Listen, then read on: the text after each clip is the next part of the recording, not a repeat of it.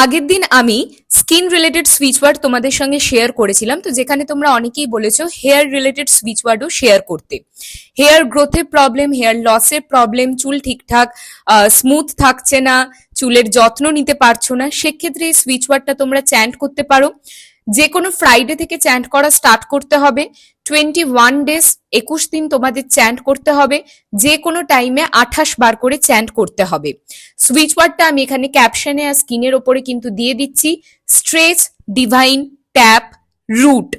যখনই মনে করবে যে চুলের সমস্যা বেড়ে যাচ্ছে, তখনই যে কোনো ফ্রাইডে থেকে স্টার্ট করে 21 দিন পর্যন্ত এটা তোমাদেরকে চ্যান্ট করতে হবে।